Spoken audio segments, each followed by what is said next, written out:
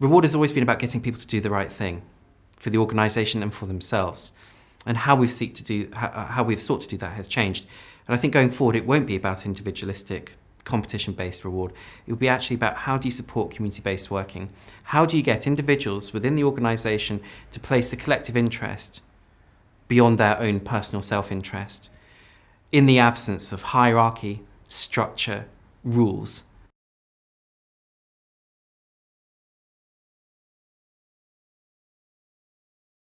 Reward for very many companies isn't working. And the question is why, and indeed, so what? And to answer your question, the so what is a very profound one. Quite aside from generating engagement, a positive climate, generating discretionary effort on the part of employees, which is to say aligning their interests to those of their organisation, their employer, and encouraging them to actually take ownership for the fortunes of the company as they see fit from their particular position within the organisation, whatever their function or role or indeed level in the hierarchy. In fact, we see often examples, widespread, of it producing precisely the opposite, which is to say pervasive, abundant, and often very difficult to resolve conflict. And the conflict manifests itself in a number of ways, not simply strike action, and we see that still on the streets of London, for example, public sector workers striking over pensions.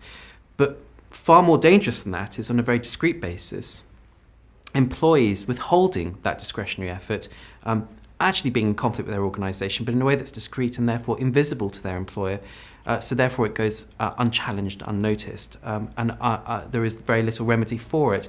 And so conflict manifests itself in the form of withholding of discretionary effort, not going the extra mile, actually being disengaged, feeling disempowered, a lack of morale, a lack of motivation, all of which are manifest of perhaps some form of breakage in the psychological contract between employee and employer.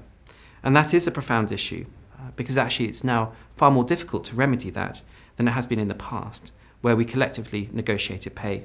Now we do it on a company-by-company basis, where pay agreements spanned entire employee groups, even across entire industries or geographies. Now it's almost on an individual basis. So in a sense, the conflict has moved down from a high level, a macro level, down to a very micro level. And the conflict is discrete, but it's ever present. And the presence of conflict absolutely can destroy value as much as we believe paying people right can create value. Fundamentally, the environment is more complex than it has ever been. It is more fast-paced. It is more, certainly widespread, change is more widespread within the environment than ever before. And this complexity and the speed of changing the environment, changing customer demand, a more sophisticated demand from customer in terms of product integration, service, customization, for example, globalization, demography, shifting patterns.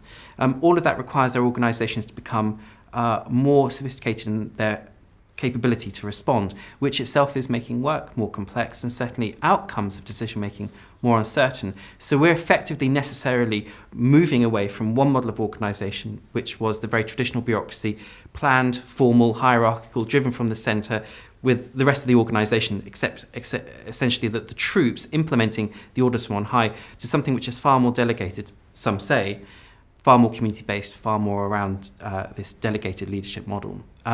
To cope with the complexity within the environment, has reward kept up with those changes? Arguably not. What we see is ever increasing disparity between average executive pay and average employee pay. We see these unintended consequences, which are often discrete unless you are specifically looking for them. We see conflict as abundant in the employment relationship, the workforce, as it ever was, except it now takes different forms from the 1984 miners' strike, for example. And why is this? Perhaps because actually what we're trying to do is to cope in this ever-changing, ever-challenging, more challenging environment, is to simply do the same better, squeeze out as much performance as possible. We're looking at reward or pay as a key lever to get that from our workforce, and actually we're using the wrong tool to actually incentivize the wrong behaviours. Fundamentally, it's not about doing the same better, it's about doing something different and meeting that challenge. The issue is, how do you actually either use reward to enhance a sense of unitarism or unity in the organisation behind a common goal, or remove it from the equation and use other more powerful means of motivation, commitment, loyalty, generative, additive behaviours.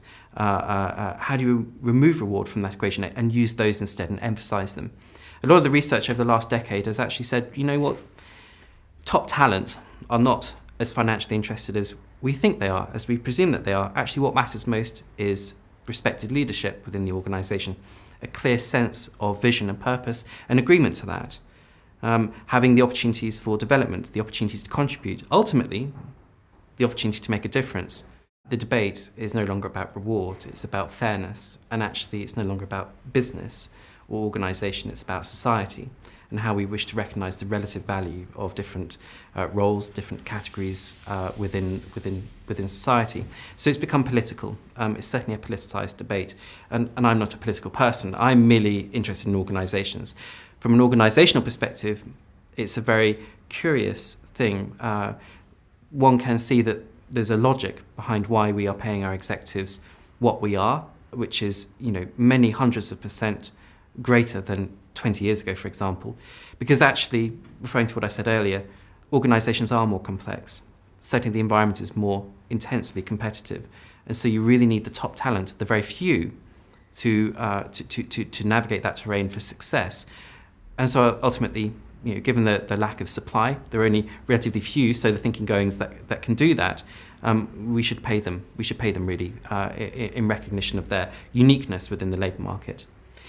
That said, that is very much placing the emphasis of the fortunes of the organisation in the few and saying that they are the key to success, and as a result they should be rewarded appropriately.